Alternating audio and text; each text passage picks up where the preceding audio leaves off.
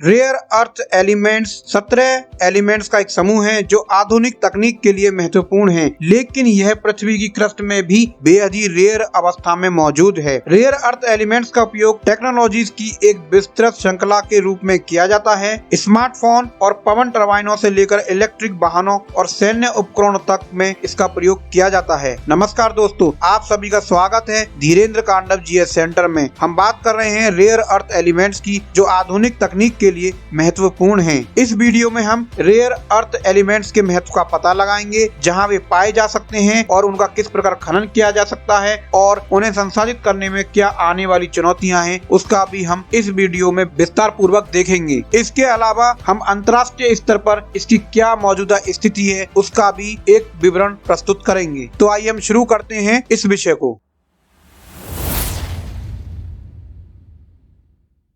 आइए पहले समझते हैं कि रेयर अर्थ एलिमेंट्स क्या हैं। ये 17 रेयर अर्थ एलिमेंट्स का एक समूह है। इसमें आवर्त सारणी में मौजूद 15 लेंथेनाइट और इसके अलावा स्कैंडियम तथा एट्रियम शामिल हैं, जो लेंथेनाइट्स के समान ही भौतिक एवं रासायनिक गुण प्रदर्शित करते हैं। 17 रेयर अर्थ मेटल्स में cerium, dysprosium, erbium, europium, gadolinium, holmium, lanthanum, lutetium, neodymium, praseodymium, promethium, samarium, scandium, terbium, thulium, ytterbium और इट्रियम शामिल हैं। इन खनिजों में चुंबकीय, ल्यूमिनेसेंट व विद्युत रासायनिक गुण विद्यमान होते हैं और इस प्रकार उपभोक्ता द्वारा इनका इलेक्ट्रॉनिक्स, कंप्यूटर एवं नेटवर्क संचार, स्वास्थ्य देखभाल, राष्ट्रीय रक्षा आदि सहित कई आधुनिक तकनीकों में उपयोग किया जाता है। जैसे उदाहरण के लिए नियोडियम और डिस्प्रोसियम का उपयोग इलेक्ट्रिक मोटर के मैग्नेट में किया जाता है। सीरियम का उपयोग तेल और गैस को परिष्कृत करने के लिए किया जाता है और येट्रियम का उपयोग एलसीडी डिस्प्ले और कैंसर उपचार में इनका प्रयोग किया जाता है। यहाँ तक कि भविष्य की टेक्नोलॉजीज में भी इन रेयर अर्थ एलिमेंट्स की आवश्यकता होती है, जैसे उच्च तापमान, सुपर कंडक्टिविटी, हाइड्रोकार्बन अर्थव्यवस्था, हाइड्रोजन का सुरक्षित भंडारण और परिवहन, पर्यावरण, ग्लोबल वार्मिंग एवं ऊर्जा दक्षता से संबंधित मुद्दे आदि इसमें शामिल हैं। इन्हें रेयर अर्थ एलिमेंट्स इसलिए कहा जाता है क्योंकि पहले उन्हें तकनीकी रूप से उनके ऑक्साइड रूपों से निकालना मुश्किल था। इसके अलावा यह पृथ्वी के क्रस्ट तथा समुद्र की गहराइयों से भी निकालना पड़ता है। एक बार खनन के बाद रेयर अर्थ एलिमेंट्स को अशुद्धियों को दूर करने के लिए संसाधित किया जाता है और फिर विभिन्न तत्वों को अलग करने के लिए परिष्कृत किया जाता है। हालांकि यह प्रक्रिया महंगी और पर्यावरण की दृष्टि से हानिकारक दोनों हो सकती है, खासकर अगर ठीक से ना की जाए शोधन प्रक्रिया में अक्सर एसिड लीचिंग का उपयोग होता है, जो जहरीले अपशिष्ट पदार्थों और भारी धातुओं को पर्यावरण में छोड़ सकते हैं। इसके अलावा रेयर अर्थ एलिमेंट्स के खनन और शोधन के लिए बड़ी मात्रा में पानी और ऊर्जा की आवश्यकता होती है, जो स्थानीय संसाधनों पर अतिरिक्त दबाव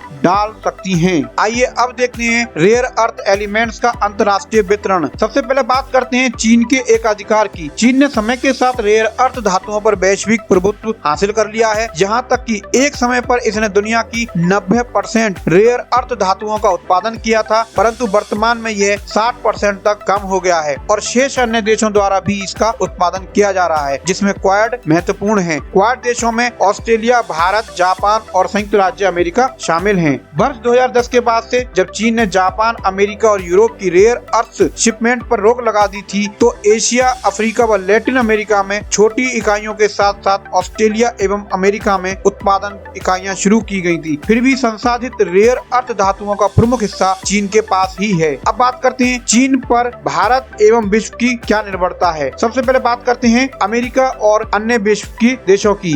वर्ष 2019 में अमेरिका ने अपने रेयर अर्थ खनिजों का 80% चीन से आयात किया था, जबकि यूरोपीय संघ ने 98% आयात चीन से किया था। भारत में रेयर अर्थ तत्वों का दुनिया का 5वां सबसे बड़ा भंडार है, जो ऑस्ट्रेलिया से दोगुना है, लेकिन यह चीन से अपनी अधिकांश रेयर अर्थ धातुओं की जरूरतों को तैयार रूप में आयात करता है। भारत के पास दुनिया के रेयर अर्थ एलिमेंट का जो भंडार है वो 6% है, परंतु यह वैश्विक उत्पादन का केवल 1% ही है और चीन से ऐसे खनिजों की अपनी अधिकांश आवश्यकताओं को पूरा करता है। उदाहरण के लिए 2018-19 में भारत ने रेयर अर्थ एलिमेंट्स आयात का 92% और मात्रा के आधार पर 97% चीन से प्राप्त किया था। आइए अब जानते हैं वैश्विक पहल इस संबंध में अब तक क्या रही हैं। बहुपक्षीय खनिज सुरक्षा साझेदारी यानी कि multilateral mineral security partnership MSP की घोषणा जून 2022 में की गई थी, जिसका लक्ष्य जलवायु उद्देश्यों के लिए आवश्यक महत्वपूर्ण खनिजों की आपूर्ति श्रृंखलाओं का निर्माण करने हेतु कई देशों को एक साथ लाना था। इस साझेदारी में संयुक्त राज्य अमेरिका, कनाडा, ऑस्ट्रेलिया, कोरिया गणराज्य, जापान और विभिन्न यूरोपीय देश शामिल हैं, परंतु भारत इस साझेदारी में शामिल नहीं है। इसके अलावा USA ने दुर्लभ मृदा तत्व आपूर्ति पर चीन के कथित चेक होल्ड को समाप्त करने के उद्देश्य से एक कानून का प्रस्ताव भी किया है।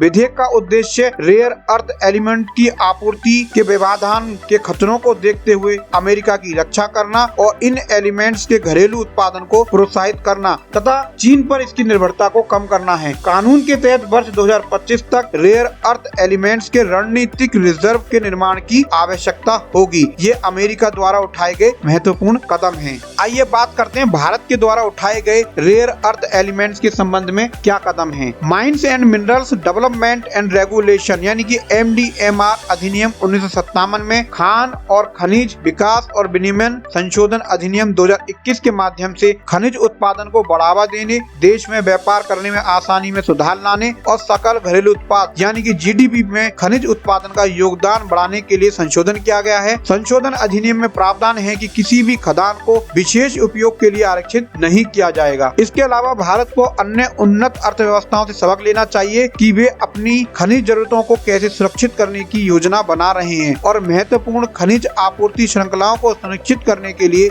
बहुराष्ट्रीय कंपनियों में शामिल होने का प्रयास कर रहे हैं या इस तरह के संवादों को बढ़ावा देने के लिए क्वाड और बिम्स्टेक जैसी मौजूदा साझेदारियों का उपयोग कर रहे हैं। ग्रीन टेक्नोलॉजी के निर्माण की एक लंबवत एकीकृत आपूर्ति श्रृंखला कैसे बनाई जाए, इस पर रणनीति बनाने के लिए सरकार शीर्ष स्तरीय निर्णय लेने की भी आवश्यकता है, अन्यथा हम अपने जलवायु परिवर्तन शमन लक्ष्यों से चूक सकते हैं। इसके अलावा एक और महत्वपूर्ण तथ्य है कि भारत के पास अपना कोई भी रेयर अर्थ एलिमेंट से संबंधित डिपार्टमेंट नहीं है, जो कि भारत को एक नया डिपार्टमेंट बनाने की आवश्यकता है जो इसके व्यवसायों के लिए नियामक और सहायता भूमिका निभाए। रेयर अर्थ एलिमेंट कई तकनीकों के लिए आवश्यक हैं जो हमारे आधुनिक जीवन को संभव बनाती हैं, लेकिन उनकी कमी और खनन प्रसंस्करण की चुनौतियों का मतलब है कि हमें उन्हें बुद्धिमानी और जिम्मेदारी से उपयोग करने की आवश्यकता है। सरकारें और अंतर्राष्ट्रीय संगठन इन चुनौतियों का समाधान करने के लिए काम कर रहे हैं। नीतियों और विनियमों के माध्यम से जो टिकाऊ खनन और प्रसंस्करण प्रथाओं के साथ साथ नई प्रौद्योगिकियों और सामग्रियों में अनुसंधान और विकास को बढ़ावा देना चाहिए। रेयर अर्थ एलिमेंट के लिए जिम्मेदार और एक महत्वपूर्ण दृष्टिकोण लेकर हम ये सुनिश्चित कर सकते हैं कि ये आवश्यक एलिमेंट हमारे आधुनिक जीवन में एक महत्वपूर्ण भूमिका निभाते हैं।